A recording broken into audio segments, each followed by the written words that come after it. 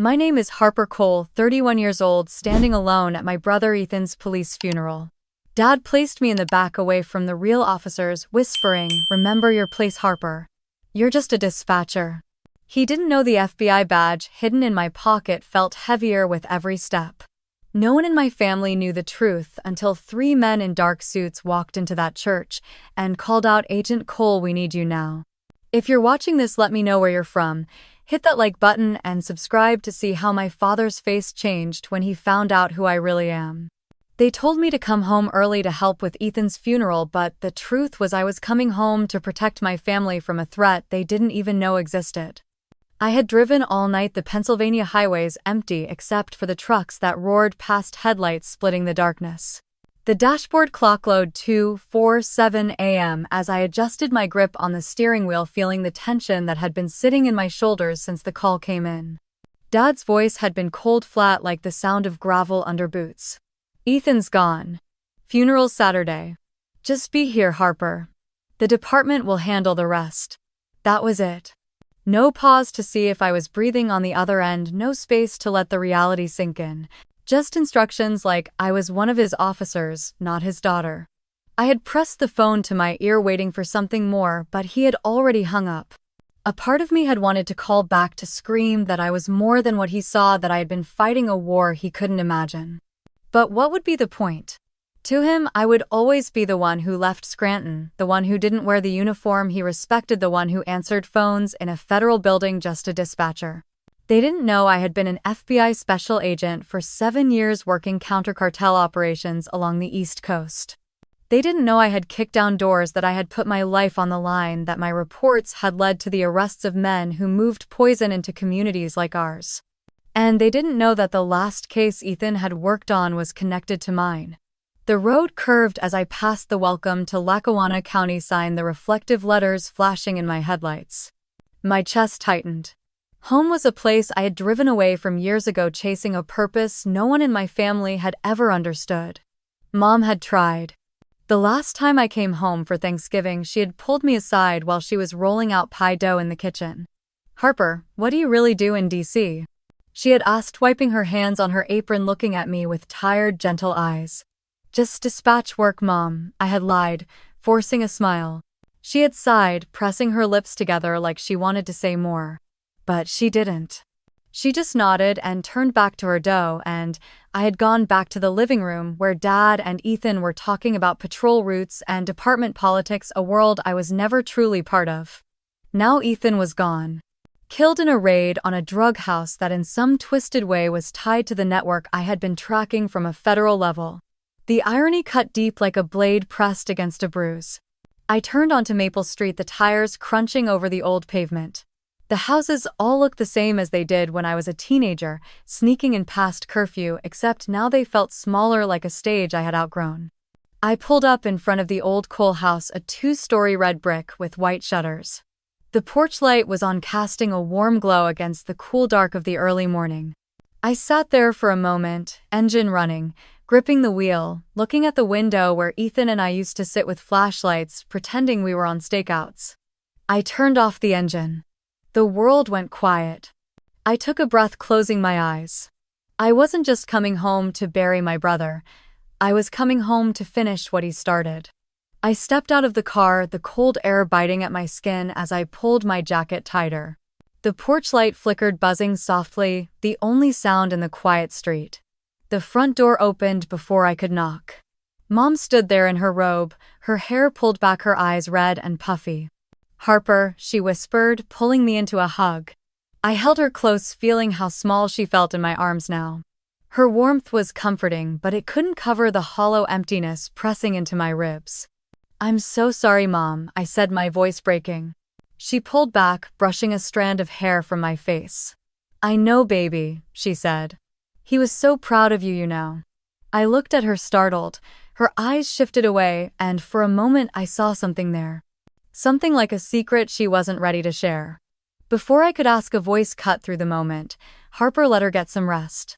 Dad stood in the hallway wearing a worn flannel shirt, the same one he wore to the hunting cabin. His eyes were hard, guarded like always. "I'll get my things," I said, stepping past him. "You'll stay in your old room," he replied, turning away before I could respond.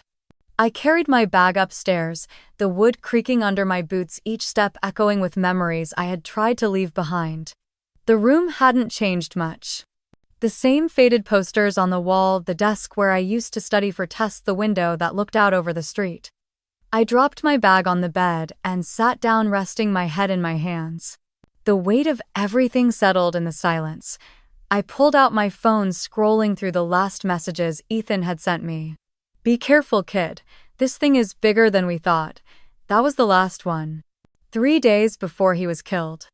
I swallowed, blinking back tears, letting the grief settle for just a moment before I locked it away again. I walked to the window, looking down at the empty street, the quiet too heavy to be comforting. A pair of headlights turned onto the block, slowing in front of the house before moving on. My instincts told me to remember the make and color just in case. I turned back toward the room, pulling my service weapon from my bag and checking it, the weight of it grounding me. I had to be careful here. This wasn't DC. This was Scranton, and here I was, just Harper, just the daughter who left, just the sister who didn't wear the uniform. Dad's voice floated up the stairs. "Funeral's at St. Luke's. We leave at 9 sharp." "Got it," I called back. I closed the door, leaning against it, letting the room press in around me. The smell of old wood and laundry detergent brought me back to nights I spent studying with Ethan, him telling me stories about patrol, about how one day he'd make detective, maybe even chief like Dad, and how I would be there cheering him on from the sidelines. I had believed him, but I wasn't on the sidelines anymore. I glanced at my phone, seeing a message from my supervisor, Owen. "Stay alert, Harper." We picked up chatter. Cartel eyes might be on the funeral. I tightened my grip on the phone, a chill running down my spine. I had come home to bury my brother, but it was clear now I had also come home to protect everyone he left behind. My eyes fell on the photo of Ethan on my old dresser, him in uniform, smiling, alive. "I got this, Ethan," I whispered. I slipped my gun back into the bag, locking it, and crawled into bed, staring at the ceiling in the dark, waiting for the dawn. If you've ever felt underestimated by your family while carrying a weight they couldn't see, you're not alone. What would you have done if you were me? Share in the comments, and don't forget to like and subscribe for more stories like this. The porch light outside flickered once more as I closed my eyes. I didn't know it yet, but the cartel had already marked Ethan's funeral as a meeting point for their next move. "You'll sit in the back with your mother." Dad's eyes slid past me like I wasn't even there. I stood in the hallway, holding Ethan's old coffee mug in my hands, the one with the police badge logo chipped on the side. The house smelled like stale coffee and the lingering scent of Mom's cinnamon candles, the ones she always lit when she was stressed. Dad moved around the living room with military precision, checking the framed photo of Ethan in uniform on the mantel, adjusting the angle until it was perfect. He glanced at the folded American flag in its glass case, the brass corners shining under the lamp. "The honor guard will take the casket in first," he said, more to himself than to me. "Bagpipes, flag folding, then the department tributes." I swallowed, wanting to say something, but the words stuck in my throat. Aunt Ruth stepped in from the kitchen, holding a tray of sandwiches. "Frank Harper can help set up chairs at the service," she offered. Dad didn't even look at me. "She's fine where she is." Then he turned to Uncle Bill, lowering his voice just enough to think I wouldn't hear. "Harper's just working dispatch for the feds, helps with phone calls or something." My jaw tightened, heat rising in my face. "Just dispatch, Dad?" "Just calls." I set the mug down a little too hard on the table, the sound echoing in the room. Dad didn't even flinch, just kept talking about the schedule with Bill, about the honor line, the route to the cemetery, the color guard. I stepped outside, needing air. The cold morning bit at my skin, but it was better than staying in that house where every memory felt like it was pressing against my lungs. I sat down on the steps, pulling my coat tighter, staring at the frost on the grass. I closed my eyes and saw Ethan's face, the way he used to grin when he snuck in late from patrol, boots in hand, whispering, "Don't tell Dad." The last time I saw him alive, he hugged me tighter than usual. "Watch your back out there, Harper," he had said, voice low. I had just smiled, teasing him. "You too, hero." I didn't know it would be the last time.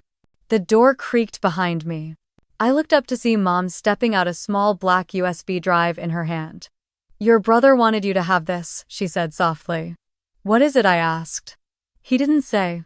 Just told me, when Harper's ready. She placed it in my palm, closing my fingers around it. Her eyes were tired, but there was something else there. A knowing maybe. A fear she wasn't ready to name. Mom, I started, but she shook her head. Whatever it is, Harper, just be careful, she whispered, her hand resting on my shoulder before she turned back inside. I stared at the USB, turning it over in my hand. I wanted to plug it in right there to see what Ethan thought was so important. But something told me to wait. I slipped it into my pocket, glancing down the street as a black sedan drove by slowly, the driver's window rolling down just enough for someone to look out before speeding up again. I felt a cold prickle at the back of my neck. Inside the house, Dad's voice carried through the screen door, barking orders, talking about the proper way to honor a fallen officer. I stood there clutching the USB, realizing Ethan may have left me more than a goodbye. And I had a sinking feeling it was tied to the cartel that had followed me all the way home. The black sedan disappeared around the corner, but the tightness in my chest didn't fade. I took a slow breath, trying to shake off the cold fear crawling under my skin. My phone buzzed in my pocket. I pulled it out, half expecting a message from DC. From the bureau telling me to stand down or get out. Instead, it was a memory flashing in my mind, dragging me back to a Sunday morning in Virginia. I had been grabbing a coffee at a grocery store, a day off, wearing jeans and a hoodie, feeling like a normal person for once. That was when I saw him. Miguel Torres, mid-level runner for a cartel cell we had been tracking for months, standing in the cereal aisle with a box of Frosted Flakes in his hand. Our eyes locked and I saw it. Recognition. His lips curled into a smirk, and he started walking toward me. I had reached for my phone, my mind racing for options, knowing I couldn't draw my weapon there in a store with kids running down the aisles. Harper Cole, he said, his accent thick, his eyes dark and cold. Or should I call you Agent Cole? I had tried to play dumb, but he shook his head, clicking his tongue. Next time you won't see me coming. He walked away, leaving me frozen in place, my coffee going cold in my hand. That night, Ethan called. Everything okay? He asked, his voice calm, but I could hear the edge in it. I had a run-in, I admitted, keeping my voice low. It was nothing. Was it Torres? I didn't answer, but he already knew. Don't worry, kid, he said. I'll handle it. And he did. I don't know what strings he pulled, but Torres disappeared off the streets in our county a week later. I never asked Ethan how. Now, standing on the porch with the USB in my pocket, I realized Ethan had been protecting me long before I was ready to face what I really was. I stepped back inside, the warmth of the house hitting me like a wave. Dad was still pacing, his voice sharp, giving orders about the funeral service, the casket, the procession route. Dad, I started, but he held up a hand. Harper, not now, he snapped. Go help your mother. I opened my mouth to speak, but nothing came out. I turned toward the kitchen, the familiar bitterness rising in my throat. Mom was at the sink rinsing dishes, her hands trembling just slightly. Mom, you okay? I asked, leaning against the counter. She glanced back at me, her eyes soft but tired. He's just trying to keep busy, she said quietly. It's how he handles things. Yeah, I muttered. Handles everything except me. She reached over, squeezing my hand. He doesn't know how to see you, Harper, she said. But that doesn't mean he doesn't care. I didn't answer, just nodded, blinking away the sting in my eyes.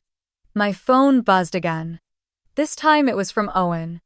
Intel says there's a group of unfamiliar men watching St. Luke's, stay alert. The words hit me like ice water. Watching the church. Watching Ethan's funeral. I slid the phone back into my pocket, forcing my face to stay calm. Mom turned off the water, drying her hands. Harper, whatever that is, she said, glancing at my pocket, please be careful. I nodded, but inside, the tension coiled tighter. I wasn't here to sit in the back with Mom. I wasn't here to stay quiet. And if the cartel was planning to use my brother's funeral for their next move, they were going to find out exactly who they were dealing with. Have you ever been underestimated by your family while you were carrying something heavy they couldn't see? What would you have done if you were me? Share in the comments. Don't forget to like and subscribe for more stories like this. I stepped out of the kitchen, my mind already moving, the weight of the USB in my pocket, a reminder that Ethan had trusted me for a reason. Outside, the same black sedan rolled by again, moving slower, this time the driver's eyes hidden behind dark sunglasses. And I knew without a doubt that Ethan's funeral had just become something else entirely. It was Ethan's funeral, but I was scanning over 300 faces for cartel eyes. St. Luke's Church stood tall against the cold Pennsylvania sky, its stone walls and stained glass casting shadows across the packed parking lot. Police cruisers lined the street, their lights off, but the black bands across the badges of officers moving in lines told the story of why they were here. I wore black, my hair pinned up, the heels on my boots clicking against the walkway as I followed Mom into the church. Dad walked ahead, his posture stiff, his dress uniform, crisp medals lined across his chest. Inside, the air was thick with incense and the low murmur of voices. Uniforms filled every pew, hats in hands, heads bowed. The front of the church held Ethan's casket draped in the American flag, the badge he wore pinned to a blue sash. I found a place near the back, slipping to the side, keeping my eyes moving. It was easy to pick out who belonged here. The officers in dress blues, the families in dark suits, the neighbors clutching tissues, faces streaked with tears. But then I saw them. 3 men in dark suits, polished shoes, standing too still, their eyes scanning the room, not in grief but in calculation. Their suits were too sharp for a small-town funeral, their haircuts too clean, their watches too expensive. One of them turned, catching my eye for a split second before looking away, pretending to adjust his tie. My phone buzzed softly in my pocket. I pulled it out, typing quickly under the cover of my purse. I think the cartel is here. 3 males, dark suits, back right side. I hit send to Owen before slipping the phone away, forcing myself to take a breath. The organ started a low, steady sound as the service began. My eyes moved back to the men. They were pretending to watch, but they were cataloging who was here, which officers were in attendance, which departments were represented. I clenched my jaw, my nails digging into the palm of my hand. This was Ethan's funeral, and they were using it as a hunting ground. Father Matthews stepped up to the podium, speaking about Ethan's service, his dedication, his bravery. I barely heard him, my mind ticking through options, plans, exit routes. I felt Dad's stare before I saw it. He was sitting in the front row with Mom, his head turning just enough to look back at me, eyes hard, unreadable. Father Matthews stepped aside and Dad stood, walking to the podium. He cleared his throat, the silence heavy as everyone turned to him. My son Ethan was a man who understood service. Dad began, his voice clear. He knew what it meant to protect this community, to wear the badge with honor, to step into danger so others wouldn't have to. His hand rested on the casket, fingers brushing the flag. He died doing what real men do, what real officers do. He understood sacrifice. Then he looked at me, his eyes cold, his lips tightening. Some people, he said, voice dropping, will never understand what that truly means. I felt the weight of every eye that turned toward me, the sting of his words hitting harder than I expected. My chest burned, but I kept my face calm, refusing to give him the satisfaction of seeing me break. Dad turned back to the congregation. Ethan's legacy will live on in this community, in the brothers and sisters who stand watch over our streets. I forced myself to look back at the 3 men in suits. They were watching too. They didn't care about Dad's words or about Ethan's sacrifice. They were here for their own reasons, and I was here for mine. I kept my eyes on the 3 men as Dad stepped down from the podium. They shifted, whispering to each other, one of them checking his watch, another scanning the officers in the front pews. Their body language screamed, trained, deliberate, the kind of men who didn't care about a small-town funeral unless it served a purpose. The choir started a hymn, voices soft, the sound floating through the heavy air. I felt the phone vibrate again in my pocket. I pulled it out, shielding the screen with my hand. A message from Owen. Harper, we're seeing movement. If they try to leave, we need to grab them now. My stomach tightened, a cold wave rolling down my spine. I looked back at the men. One of them checked his phone, nodding slightly, his eyes flicking toward the exit. My pulse thudded in my ears. This wasn't just surveillance, they were planning something. Father Matthews continued with the service, reading scripture about peace and sacrifice. I could barely hear him, every muscle in my body on edge as I tracked the men shifting closer to the aisle. Mom turned around, her eyes finding mine, her lips pressing into a worried line. She could see it even if she didn't know what it was. She gave a small nod, the kind that meant I trust you. Dad didn't look back. My phone buzzed again. Harper confirmation. Their cartel. Orders are to detain immediately if they leave. I clenched the phone, slipping it back into my purse, my mind racing. I was standing in a church filled with officers, family, civilians. One wrong move, and this place could turn into chaos. But if we let them walk, we might lose them for good. I stepped back toward the exit, positioning myself by the side door, pretending to adjust my jacket. I kept my eyes on the three men, memorizing the details. Black suit, blue tie, black shoes. Gray suit, no tie, silver watch. Black suit, red tie, tattoo on the left hand. I took a slow breath, grounding myself. The service was ending. Father Matthews called for the final blessing, asking everyone to rise. The congregation stood, the shuffle of feet echoing in the space. The men started moving, heading for the exit, cutting through the line of mourners. My phone buzzed one last time. Owen Harper, it's now or never. I swallowed hard, the weight of everything pressing on my shoulders. Ethan's death, Dad's cold eyes. Mom's silent faith. The cartel's smirk at a funeral they had no right to attend. And me standing there knowing exactly who I was, even if no one else did. Have you ever had to choose between protecting your family and revealing who you really are? What would you have done if you were me?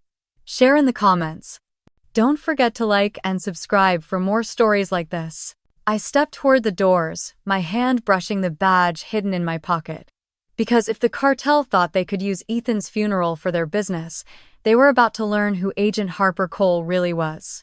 I opened the USB Ethan left for me, and it changed everything. I sat in the front seat of my rental, parked under the old oak tree by the cemetery, the cold air fogging the windows. My hands were shaking as I pulled my laptop from my bag, plugging in the USB, the blue light blinking once before it loaded. I took a breath, pressing play on the only file that appeared. Ethan's face filled the screen, the video a little shaky, his uniform collar visible, his hair a mess, like he had run his hands through it too many times. "Hey Harp," he said, forcing a small smile. "If you're watching this, I didn't make it back." I sucked in a breath, covering my mouth with my hand, trying to hold it together. "I figured you'd be sitting there somewhere trying to figure out what to do next." He continued, his eyes dropping before looking back up, steady and clear. "I want you to know I knew Harper. I've known for a while now." He let out a breath, glancing off to the side before meeting my eyes again through the screen. "I know you're not just a dispatcher. I know who you really are, what you really do. And I'm proud of you." My vision blurred, tears slipping down my cheeks as his words sank in, each one hitting harder than the last. "I kept it quiet because I know you had your reasons. I know Dad wouldn't get it, and I didn't want to take that from you. But you need to know, Harp, you've been doing the real work all along." He lifted a folder, holding it up to the camera. "I've been keeping track, you know," he said with a half laugh. "Your commendations, your graduation photo from Quantico, those news articles where you're just a federal analyst, but I know it's you. You deserve to be seen for who you really are." I reached out my fingers, brushing the screen, wishing I could reach him. "You're braver than you think, Harper," he said softly. "And I'm sorry I didn't say it in person."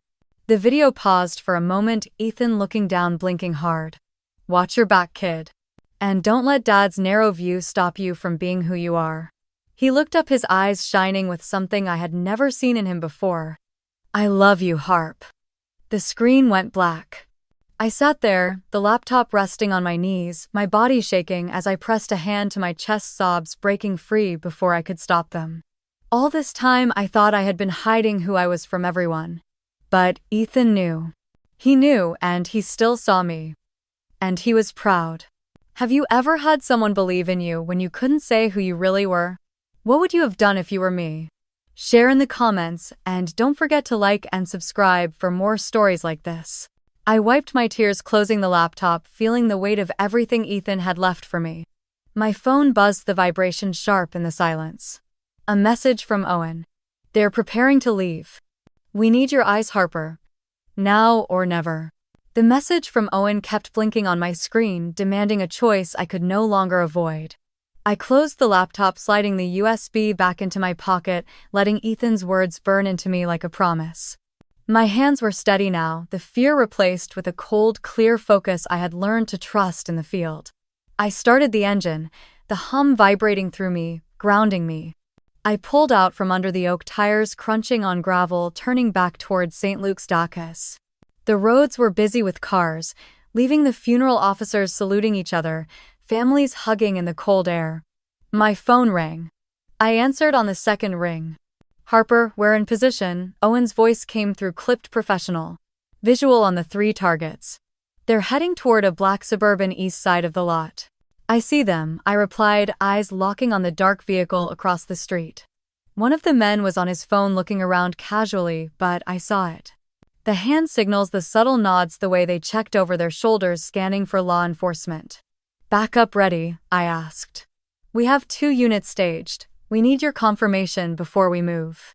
I pulled into a spot, cutting the engine. I opened my purse, sliding my badge under the flap of my coat, the metal cold against my chest. I stepped out, adjusting my black jacket, pulling my hair back into a tight ponytail. I walked calmly, crossing the lot, slipping between parked cruisers, keeping the men in my sight.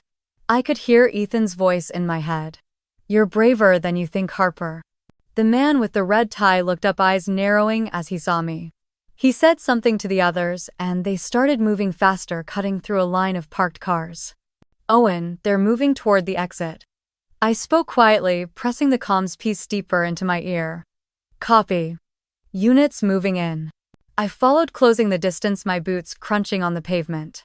The air smelled like exhaust and wet leaves, the cold burning in my lungs. They turned the corner, and I saw the Suburban's engine running, the driver tapping the wheel impatiently. I stepped around the last car, raising my badge. "FBI. Stop right there." The man with the red tie froze for a split second before shoving the man next to him, yelling something in Spanish as they broke into a run. "Go, go," I shouted into the comms. Everything exploded at once. Doors slammed, tires screeched, agents in plain clothes appeared from between cars, weapons drawn, shouting commands. "Hands, show me your hands." One of the men drew a gun, and I dropped behind a car, my heart slamming in my chest. I drew my weapon, peeking over the hood, locking eyes with him. "Drop it," I shouted. He hesitated, rage flashing across his face before throwing the gun under a car, dropping to his knees. Another agent cuffed him, reading him his rights. The other 2 were pinned against the Suburban, hands behind their backs, cursing in Spanish as they were searched. I stood slowly, breathing hard, lowering my gun, letting the cold air wash over me. "Harper status," Owen's voice came through. "Targets in custody," I replied, my voice steady. He appeared from behind a cruiser, nodding at me, his eyes filled with respect I rarely saw from anyone. I glanced back at the church, seeing officers and mourners watching from a distance, whispers spreading like wildfire. And then I saw him. Dad standing by the church doors, his eyes locked on me, confusion and shock twisting his face.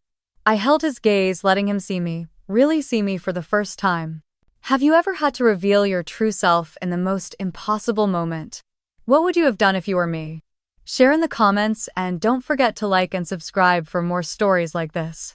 Because that was the moment everything changed, and it was only the beginning. Harper Cole. A man in a dark coat stepped forward, his eyes serious. "No, it's Agent Cole now. We need you." My breath caught the cold air burning in my chest as his words echoed in the silence around us. It felt like the entire parking lot froze, all the eyes from the church turning toward us, whispers already starting. I looked at him, recognizing the face beneath the black ball cap. "Owen," I breathed. He nodded, stepping closer, so only I could hear him. "Cartel's here, Harper. They're tracking the officers who took part in the raid with Ethan," he said, his voice low, sharp. "They're planning retaliation today." My heart slammed against my ribs, the noise of the funeral crowd fading into the background. "You're sure?" I asked, my voice tight. "We intercepted comms this morning." "This is happening now," Owen said. "I know you've kept your cover here, but we need you." I swallowed, glancing back at the church steps. My mother stood there, clutching her purse, confusion in her eyes. Behind her, Dad had frozen, his mouth set in a hardline, suspicion flashing across his face. He started walking toward us, each step deliberate. I looked back at Owen, my mind racing. 7 years. 7 years of hiding who I was to protect them, to protect the work. 7 years of being just a dispatcher in their eyes while fighting battles they could never imagine. I felt the USB in my pocket, Ethan's words running through my head. You don't have to be afraid. It's time they see you. I closed my eyes for half a second, breathing in the cold, letting it steady me. I opened them, meeting Owen's gaze. I'm in, I said. He nodded, relief flickering across his face. He reached into his coat, pulling out the spare comms piece. You'll coordinate the takedown, he said, pressing it into my hand. I slipped it into my ear, the familiar static humming against my skin, grounding me. Behind Owen, Dad stopped, his eyes narrowing as he took in the scene, his gaze shifting from Owen to me, his lips parting like he was about to speak. Harper, what is this? He demanded. I turned to him, the weight of every moment, every secret, every sleepless night, pressing into my spine until I stood straighter.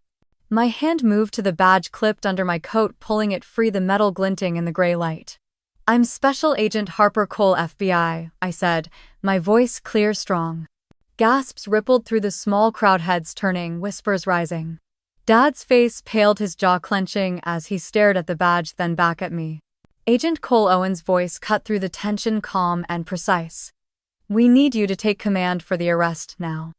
Dad's eyes darted between me and Owen, his hands curling into fists at his sides. FBI, he spat, his voice low but sharp. What the hell is this? Harper people were watching now. Officers, neighbors, old friends from church. Their eyes were heavy on me, but I didn't let myself look away from Dad. It's who I've been for the last 7 years, I said, keeping my voice steady. He shook his head, his face reddening. You lied to us. To your mother. To me. All this time, this wasn't about lying, I shot back, the words slipping before I could stop them. It was about keeping you safe. Keeping the work safe. Dad's mouth opened, but nothing came out. His shoulders fell for a split second before he straightened again, slipping back into the old chief posture. What work, Harper? He demanded, his voice quieter but harder. What work would have you hiding behind a desk, pretending to? Pretending to what? I interrupted, my breath catching. Pretending to be small so you could feel proud of the son who died doing what I've been doing too. His eyes flinched, and for a moment I hated myself for saying it. But I couldn't take it back now. Owen stepped forward, glancing around as officers in uniform began drifting closer, unsure whether to intervene. Mr. Cole, with respect, we need Agent Cole now, Owen said firmly.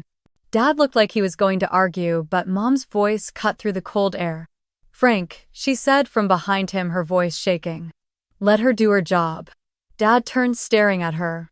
She stood there, her eyes glistening but fierce, her hands clasped tightly around the small black purse she always carried to church.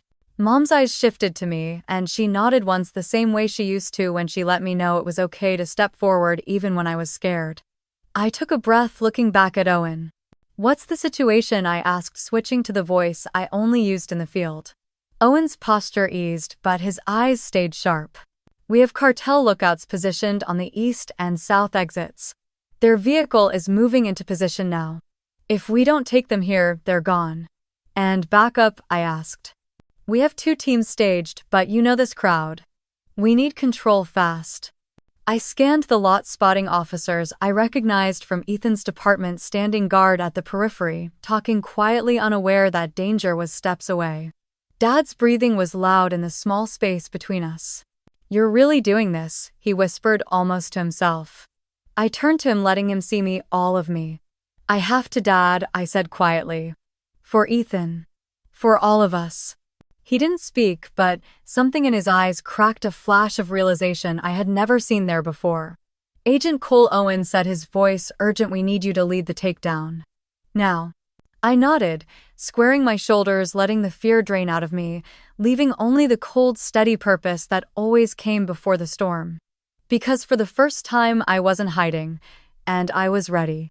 I stepped away from Dad, the badge cold against my palm, the eyes of Scranton on me. Owen moved beside me, pulling a small tablet from his jacket, the screen glowing in the gray light. It showed a live drone feed of the church lot, the Suburban parked near the east exit, 3 figures moving around it. They're waiting for the last of the officers to leave, Owen said quietly.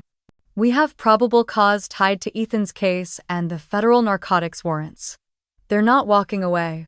I nodded, studying the feed, memorizing positions, angles, and shadows. Agent Cole, your call, Owen said, stepping back, letting the moment settle. The phrase felt heavy but right. I pressed the comms piece in my ear. This is Agent Cole. Team Bravo on the east exit. Team Alpha on the south. Confirm positions. Bravo in position. Alpha in position. I looked up, seeing a few officers standing nearby, confused hands on their belts, watching me with wary respect. Among them was Rodriguez, Ethan's partner, holding his hat against his chest, eyes wide. Harper, he said softly. Your FBI. I met his gaze steady. Yes. I need you and the guys to keep the civilians back, clear the area now. He hesitated for half a second, then nodded, turning to the other officers, his voice firm as they started moving people away using soft commands. Children were ushered into cars, elderly neighbors guided toward the church doors, the cold air swirling with the hum of engines. Owen spoke into his mic.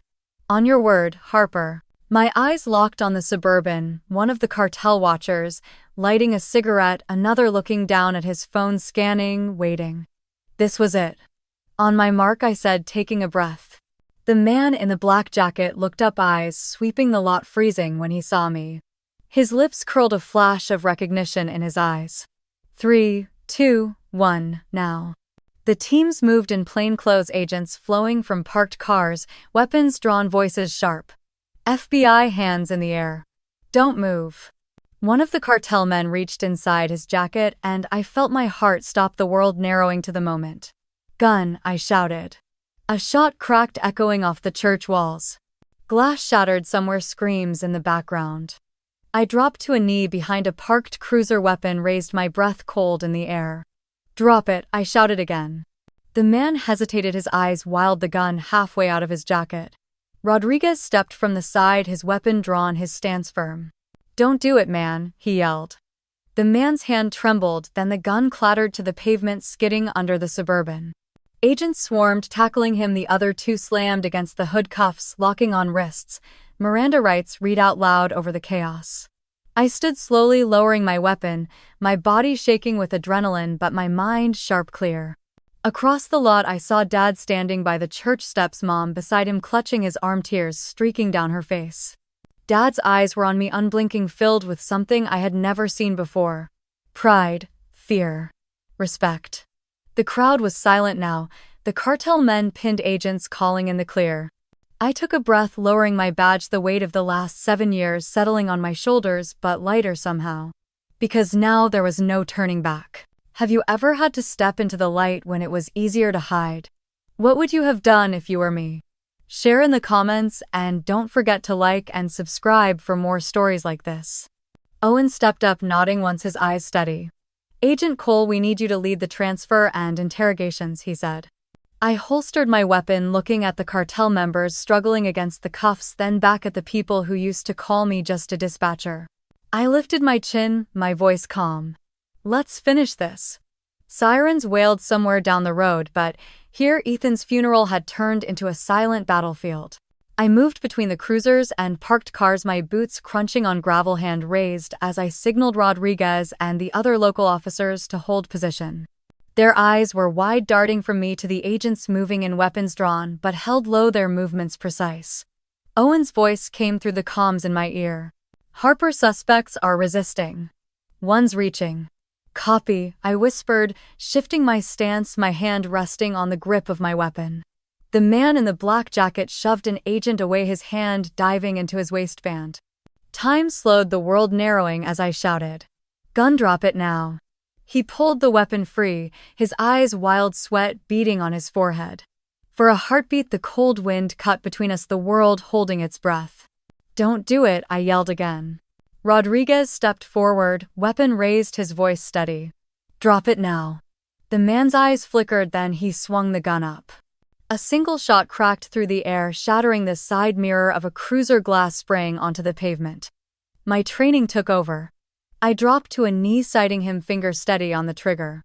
Before I could fire, 2 agents tackled him from the side, slamming him to the ground, the gun skittering across the lot. Clear, weapon secure. One of the agents called out. I exhaled, the cold air burning in my lungs, rising to my feet as I scanned the lot. Officers were ushering civilians back inside the church, parents pulling children closed the silence after the gunshot, heavy and sharp. I turned to Rodriguez, who was breathing hard, his hands shaking slightly as he lowered his weapon. "You good?" I asked. He nodded, swallowing hard. Yeah, I'm good." I glanced down at the suspect pinned to the pavement, his face pressed against the cold ground, wrists cuffed tight behind him. "That man," I said, my voice low, "he and the others are connected to the network that killed Ethan." Rodriguez's eyes widened, the weight of the moment sinking in. "You're telling me these bastards are why he's dead?" he asked, his voice shaking. "Yes," I said, steady, letting him see the truth in my eyes. "And we're taking them down today." Officers moved in, securing the other 2 cartel members, pushing them against the side of the Suburban as they read their rights. The men shouted in Spanish, cursing, spitting onto the pavement, but it didn't matter. They were done. I looked up, my eyes scanning the edge of the lot, finding him there. Dad stood by the church doors, Mom beside him, her hand pressed to her mouth, tears on her cheeks. Dad's eyes were locked on me, unblinking, his face pale, jaw working as he tried to find words. I held his gaze, letting him see me, letting him see everything he had refused to see for so long. The daughter he thought was weak. The daughter he thought was hiding. The daughter who had been fighting a war he never saw. His eyes glistened, his lips parting, but the words didn't come. And in that moment, I knew everything was about to change. Dad's mouth moved, but the words caught in his throat. He took a step forward, boots crunching on glass, his eyes never leaving mine. For a moment the lines in his face deepened, and I saw him as I had when I was a kid, tall, unshakable, the world bending around him. But today, the world had shifted. He stopped a few feet from me, looking down at the cartel suspects being led to waiting cars, their curses cutting through the cold air.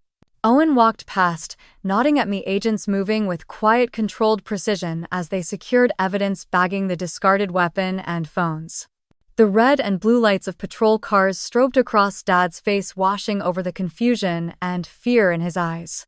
His hand lifted, hovering before dropping back to his side. "Harper," he finally managed, his voice low, rough. All this time I kept my breathing steady, the cold seeping into the cuffs of my jacket. "All this time," I said, letting the weight of it hang between us. His jaw clenched, his eyes flickering as he searched my face for something familiar. "And Ethan?" he asked, his voice catching. My chest tightened, the memory of Ethan's laugh, his steady voice in the dark when fear pressed in. "He knew," I said softly. "He always knew." Dad swallowed, blinking rapidly, his shoulders slumping just slightly. He started, but stopped, shaking his head, trying again. "You could have told me." I looked at him, my eyes burning, but I held his gaze. "Would you have listened?" I asked. His lips parted, but he didn't answer. Instead, he looked down, staring at the cracked pavement where the blood from a cartel member's scraped face had dried. For a long moment we stood there, the cold wind whipping around us, carrying the sounds of radio chatter and the distant echo of sirens. Rodriguez stepped up beside me, his face pale, his eyes wide. "I didn't know," he said almost to himself. "I didn't know you were out there fighting the same fight." I turned to him, giving a small nod. "We're all fighting the same war, Rodriguez," I said, "just on different fronts." He swallowed, glancing at Dad before looking back at me. "Ethan would have been proud," he said. I felt the tears sting, but I blinked them away, lifting my chin as the agents led the suspects to waiting black SUVs, doors slamming shut. Owen approached, holding out a small evidence bag, inside it a cartel phone buzzing with incoming messages we would trace later.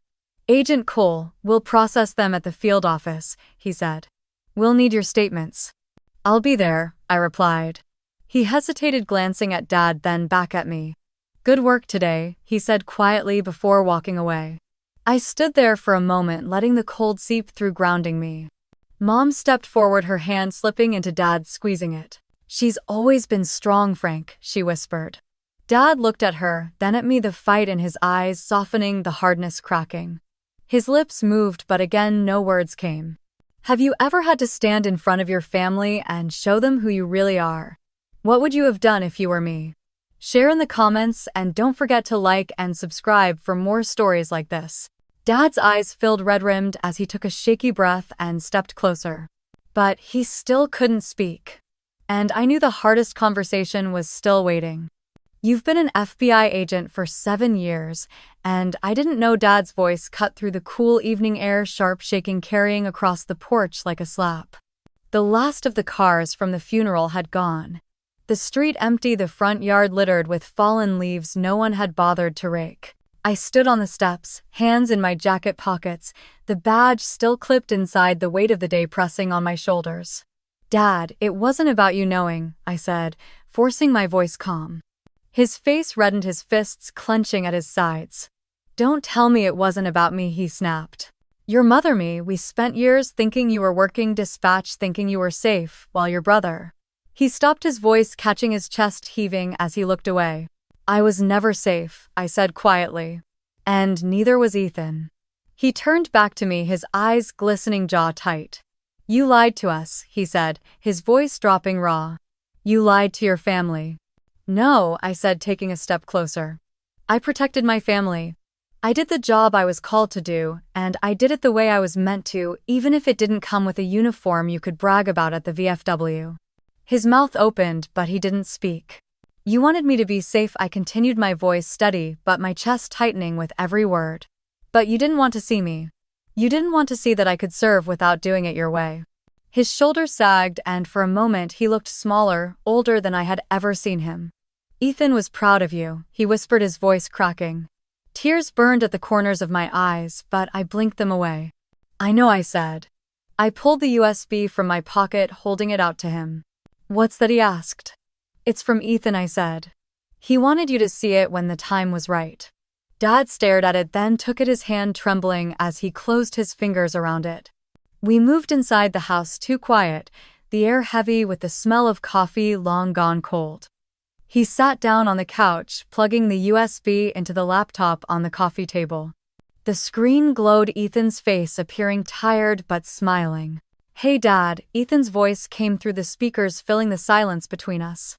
If you're seeing this, I'm sorry, I didn't make it back. Dad's breath hitched, his eyes locked on the screen. I wanted you to know something. Ethan continued, his eyes steady clear. Harper isn't just a dispatcher. She's the strongest person I know. She's been fighting a war you can't see, keeping people safe, protecting us all. I've known for a while, and I'm proud of her. Ethan paused, looking down, then back up, his smile soft. Dad, you should be proud too. Dad's face crumpled, tears sliding down his cheeks as he reached for the screen, his fingers hovering over Ethan's image. The video ended, the room falling into silence, the only sound the quiet hum of the laptop fan. Dad lowered his head, his shoulders shaking, tears dripping onto his hands as he covered his face. I stood there, my heart breaking, waiting. Then, slowly, he looked up, his eyes red, his face wet. I'm proud of you, he whispered, his voice breaking. I'm so damn proud of you. I let out a breath. I hadn't realized I was holding the weight in my chest, loosening just enough for me to breathe. Dad reached for my hand, gripping it tighter than I expected, like he was afraid to let go. I should have seen you, he whispered, his eyes locked on mine. All these years I should have seen you. I squeezed his hand back, feeling the roughness of calluses earned over a lifetime of service. His hands had always seemed so steady, so sure. Now they shook as he held onto me. You saw what you needed to see, I said softly. You needed to believe I was safe. His mouth twisted, a sad, broken smile pulling at the corner of his lips. Safe, he echoed. I was so busy trying to keep you safe, I didn't see you were out there doing the job I was too old to keep doing. I sat down next to him, the couch sinking under us, the room smelling like old coffee and wood polish, the clock ticking on the wall. Dad, I didn't want to hurt you, I said, the words catching in my throat. But I had to do it my way. He nodded, blinking back, another wave of tears clearing his throat. Your way was the right way, he said. Ethan saw it. I was too stubborn. The mention of Ethan's name hit us both like a wave, the silence filling with the memories of his laughter, his easy smile, the way he used to pat Dad's back after a long day telling him it was going to be okay. Dad let go of my hand, rubbing his face before looking back at me, his eyes clear despite the redness. I don't know how to fix what I broke, he said. I shook my head, reaching out to rest my hand on his arm. There's nothing to fix, I said. You're here now. We sat there for a long moment, the house quiet, the weight of everything between us, shifting, settling into something that felt like understanding. Dad took a deep breath, exhaling slowly as he looked down at the floor. "What happens now, Harper?" he asked, his voice tired. I swallowed the answer, sitting heavy on my tongue. "Now I go back," I said. "The case that killed Ethan isn't over, and the people we arrested at the funeral are only the beginning." He looked up, fear flashing in his eyes before he covered it with the steel I had seen so many times before. "You're going back into it," he said. "I have to," I replied. "Ethan fought until the end, and now it's my turn to finish what he started." Dad's jaw tightened, his eyes glistening again. "I don't want to lose you too," he said, his voice cracking. I leaned forward, pressing my forehead against his, closing my eyes as I let the tears slip free. "I know," I whispered. "But this is who I am." He pulled back, studying me, his eyes filled with something I had waited my whole life to see. Pride, respect, and love, clear and real. "Have you ever had to choose between your family's fear and your calling? What would you have done if you were me? Share in the comments, and don't forget to like and subscribe for more stories like this." I stood, slipping the badge back inside my coat, the weight grounding me as I took a breath. "I'm not done, Dad," I said, meeting his eyes. "I can't be." He nodded, his hand gripping mine once more before letting go, his voice low, steady. "I know, Harper," he said. "Go finish it." And as I turned to leave, the cold air from the hallway meeting me, I knew nothing would ever be the same again. That day wasn't just Ethan's funeral, it was the day his sister stood up to continue the fight he left behind.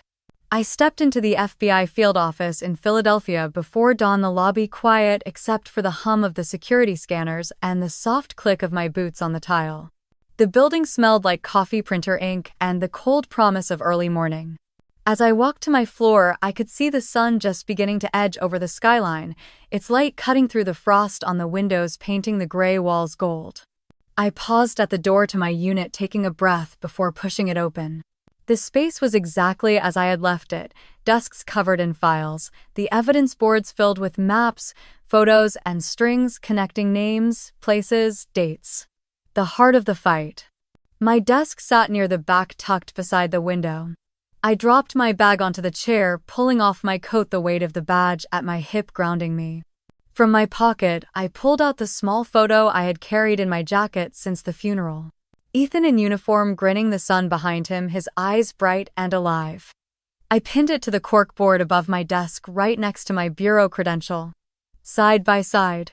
I traced the edge of the photo with my finger, letting the moment settle in my chest. "I've got it from here, Ethan," I whispered. The office started to fill, agents arriving with coffee cups, rolling chairs across the floor, dropping files onto desks. The energy in the room shifted, alive, focused, ready. Owen stepped over, a manila folder in his hand, his face set but warm. "You ready, Agent Cole?" he asked. I nodded, pulling my chair closer, flipping open the folder. Inside were surveillance photos of cartel members, transaction logs, maps of safe houses we hadn't hit yet. "They think they can scatter after what we did at the funeral," he said, his voice low. "They're wrong."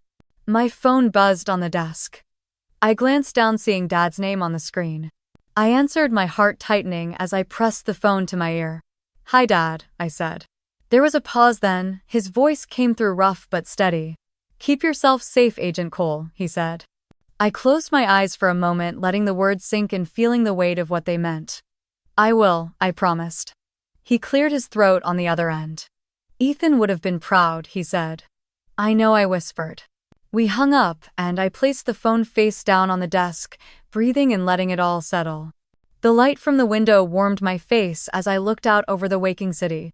The traffic beginning to crawl, people going to jobs, parents dropping kids at school, the world moving on, while justice moved quietly in the background. Have you ever been underestimated just because of your job? Share in the comments, and don't forget to like and subscribe if you believe justice doesn't need to shout to be real, it just needs to be done. I turned back to the board, the photo of Ethan watching over me. This fight wasn't over, not for Ethan, not for me, and not for the ones who thought I would stay silent forever. They say the most dangerous enemy wears the face of a friend. I never believed that until I found out who helped kill my brother. I was in the field office, the hum of printers and the clatter of keyboards in the background when I found it. The surveillance file tied to Ethan's last raid had a timestamp that didn't match the master logs. Someone had altered it, shifting the location of the cartel vehicle just enough to give them a window to escape. I leaned back in my chair, the fluorescent lights buzzing overhead, my heart thudding in my ears. I checked the system logs, the signature of the last officer to handle the file blinking back at me. Travis Miller. A man who used to eat Sunday dinners at our house. A man who called Ethan brother and handed out candy to neighborhood kids on Halloween, still in uniform. I took a slow breath, pressing the comms piece in my ear. Owen, I said, keeping my voice low. We have a problem. His footsteps approached, and he leaned down, reading the screen. His jaw tightened. You're sure? He asked. I nodded. He altered the file. The cartel knew where Ethan's team would be and when. Owen sighed, his hand rubbing the back of his neck. You ready for this? He asked. I don't have a choice, I said. Later that afternoon, I sat across from Dad at the kitchen table. The same table where Ethan and I had once done homework, where Dad had polished his boots before shifts. Travis, Dad repeated, his eyes narrowing. You're saying Travis Miller is dirty? I met his gaze, steady, calm. I'm saying he leaked information that got Ethan killed, I said. Dad's fist slammed down on the table, the sound echoing in the kitchen. No, he snapped. No, he wouldn't do that. Dad, the evidence. I don't care about evidence, he shouted, his face red, veins standing out on his neck. Travis is family. My hands curled around my coffee mug, my knuckles white. He's not family, I said, my voice cold. Family doesn't sell out their own. Dad's eyes flashed, but I didn't look away. I protected him once, Dad said, his voice softer, now breaking. There were rumors about his gambling, about money missing from evidence. I told internal affairs to leave him alone. I swallowed, the anger and grief rising in my chest like fire. Your protection may have killed Ethan, I whispered. Dad looked like I had struck him, his shoulders slumping, his eyes glistening. I didn't know, he said, shaking his head. God, I didn't know. I stood, grabbing my coat. You need to let me handle this, I said. Dad looked up at me, defeated, tears slipping down his weathered face. Bring him in, he said, his voice raw. Do what you have to do. I nodded, once turning toward the door, the cold air meeting me as I stepped outside. Travis Miller had once stood in our kitchen laughing with Ethan, calling him brother. Now he was the reason Ethan was in the ground. And I was going to make him answer for it. I parked outside the diner on Main Street, the neon open sign flickering in the window. Travis was already inside, sitting in a corner booth, his hat pulled low, fingers drumming on the table. I watched him for a moment through the glass, remembering how he used to toss a football with Ethan in the yard, how he used to call me kiddo. I pushed the door open, the bell chiming overhead, the smell of burnt coffee and grease wrapping around me. Travis looked up, forcing a smile that didn't reach his eyes. Harper, he said, nodding. Sit down. I slid into the booth across from him, taking off my gloves, meeting his gaze. Coffee, the waitress asked, but I shook my head. Travis cleared his throat, picking at a paper napkin. How's your dad holding up? He asked, trying for casual. I ignored the question, leaning forward. Tell me, Travis. I said, my voice quiet. How much did the cartel pay you to leak Ethan's raid? His face went pale, his mouth opening and closing before any sound came out. Harper, I don't know what you're talking about, he said, forcing a laugh that died in his throat. I pulled out my badge, laying it on the table between us, the gold catching the light. I'm not here as Harper, I said. I'm here as Agent Cole. He swallowed hard, his hands shaking. You got it all wrong, he whispered. No, I said, my eyes locked on his. I got it exactly right. He looked away out the window, watching the cars roll past, headlights streaking through the darkening evening. I didn't mean for him to die, he said, his voice cracking. Then why did you do it? I demanded, the hurt in my voice sharper than I wanted it to be. His eyes snapped back to mine, tears forming. They had my daughter's address, he said, his hands gripping the table. They said if I didn't give them what they needed, they'd kill her. I didn't think it would lead to Ethan. My chest tightened, the anger and grief boiling under my skin. You think that excuses it, I said, my voice low. You think Ethan would have wanted you to trade his life for your secrets? Travis shook his head, tears rolling down his face. I'm sorry, he sobbed. I'm so sorry. I leaned back, taking a breath, the weight of everything pressing down on me. You're under arrest, I said, pulling out the cuffs sliding out of the booth. He didn't resist as I turned him around, the cuffs clicking shut around his wrists. People in the diner stared, their forks paused midair, the whispers starting as I read him his rights. You have the right to remain silent. His shoulders shook as he cried, the tears dropping onto the floor as I led him out into the cold night. As I guided him toward the bureau vehicle, he turned, his eyes swollen, voice shaking. There's someone else, he said, choking on the words. Someone bigger than me. Someone in your office. I froze, my hand tightening on his arm. What's their name? I demanded. But Travis just shook his head, tears streaming. They'll kill me, he whispered. I shoved him into the back seat, slamming the door, my breath clouding in the cold air. I looked up at the dark sky, the stars hidden behind the clouds. Have you ever discovered betrayal hiding in someone you trusted? What would you have done if you were me? Share in the comments and don't forget to like and subscribe for more stories like this. I climbed into the front seat, the engine rumbling to life. Because if Travis was telling the truth, this wasn't over, not even close.